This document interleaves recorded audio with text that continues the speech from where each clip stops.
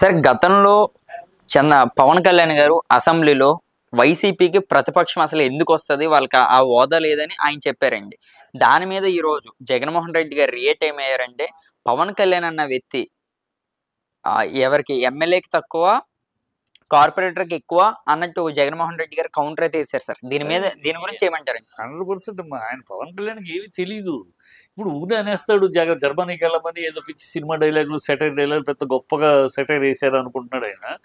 ఆయన తెలియాలి, తెలిసి చరిత్ర తెలుసుకోవాలి. ఇదే చంద్రబాబు నాయుడుకి, ఇదే ఆయన కూటమి ఆయన మహానాయకుడు చంద్రబాబు అంటున్నాడు. ఇదే చంద్రబాబు నాయుడుకి పార్లమెంట్లో ఆయనకి ఎన్డీఏ అప్పుడు యూపీఏ ప్రభుత్వం అప్పుడు ఆయనకి ఎన్డీఏ ప్రభుత్వం ఓన్లీ 28 సీట్లే చంద్రబాబుకి వచ్చింది.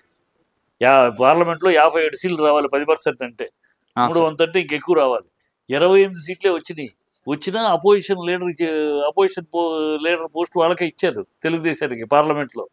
అలాగే ఢిల్లీలో 3 సీట్లే వచ్చినాయి బీజేపీకి. కానీ ఢిల్లీలో కేజ్రీవాల్ అపోజిషన్ స్టేటస్ ఇచ్చారు. అక్కడ 70 సీట్లు 10% అంటే 7 సీట్లు రావాలి, 3 సీట్లే వచ్చినాయి, అయినా ఇచ్చారు. అలాగే జయలలిత, కరుణానిధి గారికి 2 సీట్లు వస్తే కరుణానిధి గారు జయలలితకి 10% సీట్లు లేకపోయినా అపోజిషన్ ఇచ్చారు. ఇది మన దేశంలో ఉన్న చరిత్ర. దేశంలో అపోజిషన్ అనేదానికి ఇన్ని పర్సంటేజ్ ఇది అనేది రాజ్యాంగంలో ఎక్కడ తెలియదు ఆయనకి రాజ్యాంగం తెలియదు, ఏమీ తెలియదు. ఊరినే ఏదో సినిమా డైలాగులు వేసేసుకుంటే జనాలు ఏదో జుట్టు ఎగరేసుకుని ఆవేశంగా మాట్లాడేస్తే నాయకుడు అయిపోయాడు, ప్రజలు నమ్మేశారు ఆవేశాన్ని. ఇప్పుడు బయటపడుతుంది ఒక్కొక్కటి ఆయన జ్ఞానం ఎంత ఆయన ఏంటని. అది రాజ్యాంగం తెలియదు, రాజ్యాంగంలో ఎక్కడా లేదు. కానీ ఎందుకు వచ్చింది అని అడగచ్చు. రాజ్యాంగం లేనప్పుడు ఇది ఎలా? ఒకప్పుడు గతంలో యూపీ లాంటి పెద్ద రాష్ట్రాలు, బీహార్ లాంటి పెద్ద రాష్ట్రాల్లో రూలింగ్ పార్టీ ఒకటైతే అపోజిషన్ పార్టీలు 2-3 ఉండేవి. ఓకే అండి. 2-3 పార్టీలు అపోజిషన్, పెద్ద స్టేట్లు 2-3 పార్టీలు అపోజిషన్ ఉండేటప్పటికి ఎవరికి ఇవ్వాలి అపోజిషన్ హోదా, ఏ పార్టీకి ఇవ్వాలి మూడిట్లో అనే ఒక సంశయం వచ్చినప్పుడు అప్పటి స్పీకరు ఒక ఆనవాయితీ, ఒక సాంప్రదాయం కింద అందరినీ ఎవరో ఒకరికి ఇవ్వాలి కనుక ఒక తీసుకుని ఎవరికి ఎక్కువ వాళ్ళకి ఇస్తామని చెప్పి అలా అది ఒక సాంప్రదాయంగా ఏర్పడింది. అంతేగాని రాజ్యాంగబద్ధం కాదు.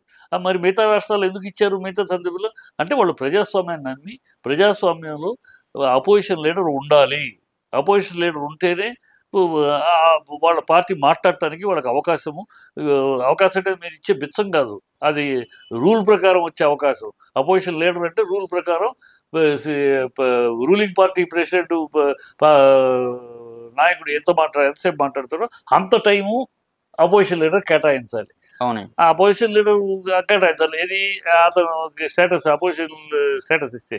ఇవ్వకపోతే ఉంది సాధారణ మెంబర్ లాగా, లేకపోతే ఇవాళ రూల్ ఏం లేదు, కూర్చోమంటాడు. జగన్ ఇస్తే కూర్చోమంటాం, మినిస్టర్ గారు మీరు చెప్పండి అంటాం, ఇలాంటి హేళనం చేయటం. అదే మొన్న కనపడింది, ఏం హేళన చేస్తారు కూడా. ఆయన ex chief minister number 1 gate నుంచి పంపించాలి. అవును సార్, కర్టసీ అయితే కాకుండా నెంబర్ 4 నుంచి పంపించారు. అంటే జనరల్ అందరూ వచ్చే దాంట్లోంచి పంపించారు. ఇది వీళ్ళకి ఒక అలా అనుకుంటున్నారు తప్పితే ఏదో సరదాగా జగన్ రావాలి, జగన్ని హేళన చేయాలి, జగన్ లెగిస్తే కూర్చొని అల్లరి చేయాలి. ఈ జబర్దస్త్ కామెడీ లాగా అసెంబ్లీని కామెడీ షోలాగా నడుపుకోవాలి, నవ్వుకోవాలి, తప్పట్లు కొట్టుకోవాలి, ఈ పిచ్చి హేళనలు చేయాలి. వీటి కోసం రమ్మంటున్నారు తప్పితే నిజమైన ప్రజాస్వామ్యం విలువ ఉంటే భయపడకుండా ఎందుకు భయపడుతున్నారు మీరు ఇవ్వటానికి స్టేటస్? ఇన్ని సాక్ష్యాధారాలు ఉన్నాయి దేశంలో, ఇన్ని స్టేట్స్లో ఇచ్చారు. చంద్రబాబుని చెప్పమని ఎందుకు ఇవ్వాలి? చంద్రబాబు మాట్లాడారు. మరి 28 సీట్లు వస్తే అపోజిషన్ పదవి ఎలా పట్టుకున్నాడు? గతంలో పార్లమెంట్లో ఎలా తీసుకున్నాడు? ఇవన్నీ తెలిసి తర్వాత ఆయన తెలియదు, ఏదో చంద్రబాబు ఏదో అన్నాడు, తందానా అంటాను, అంతే తప్పితే విషయం ఏంటి, ఎక్కడ ఏం జరిగింది ఏది తెలియదు. అందుకనే జగన్ అన్నమాట అతను హాఫ్ నాలెడ్జి, అర్ధజ్ఞాన అజ్ఞాని, ఏదో ఆవేశం తప్పితే ఆలోచన లేదు, ఏదో మాట్లాడేస్తూ ఉంటాడు. కనుక అతని మాటలకి అంత విలువ ఇచ్చుకోవటం తప్పు. ప్రజలు సినిమా ఫ్యాన్స్ కనుక సినిమా డైలాగులు తప్పట్లు కొడతారు కదా, ఆయన ఫ్యాన్స్ అలాగే ఆయన అనేది అంతా తప్పట్లు కొట్టుకుంటూ తప్పితే రాజకీయాలు ఉన్నప్పుడు మాట్లాడేటప్పుడు నువ్వు ప్రశ్నించడానికి వచ్చాను, డెమోక్రసీ ప్రజాస్వామ్యం నాశనం అయిపోయింది, బొత్సు భూషణ్ మాట్లాడి కదా వచ్చారు మీరు అధికారులకు. మీరు ప్రజాస్వామ్యం కిల్ చేస్తున్నారు, ఎందుకు భయపడుతున్నారు మీరు? అతనికి అపోజిషన్ పదవి ఇస్తే, అపోజిషన్ లీడర్గా అతనికి స్థాయి ఇస్తే అతని క్యాబినెట్ హోదా, సో అతనికి మీరు ఎంతసేపు ఈయన మాట్లాడితే అంతసేపు ఇవ్వాలి. అప్పుడు అతను సాక్ష్యాధారాలతోటి ప్రవేశపెట్టే అవకాశం ఉంది. ఇదిగోండి మీరు ఇచ్చిన ప్రామిస్లు, మీరు అన్న మాటలు, ఇదిగోండి వీడియో రికార్డింగ్, ఇదిగో పేపర్ కటింగ్లు, ఇదిగోండి మీరు ఇవాళ ఏం చేస్తున్నారు అని నిలదీస్తాడు. ఆ నిలదీసేది ఆ పరిస్థితిని ఎదుర్కొనే దమ్ము ధైర్యం లేదు. నిలదీస్తే ఏం మాట్లాడలేరు, ఏ ఆధారాలతో చెప్తున్నప్పుడు ప్రజల ముందు ఓపెన్ అయిపోద్ది.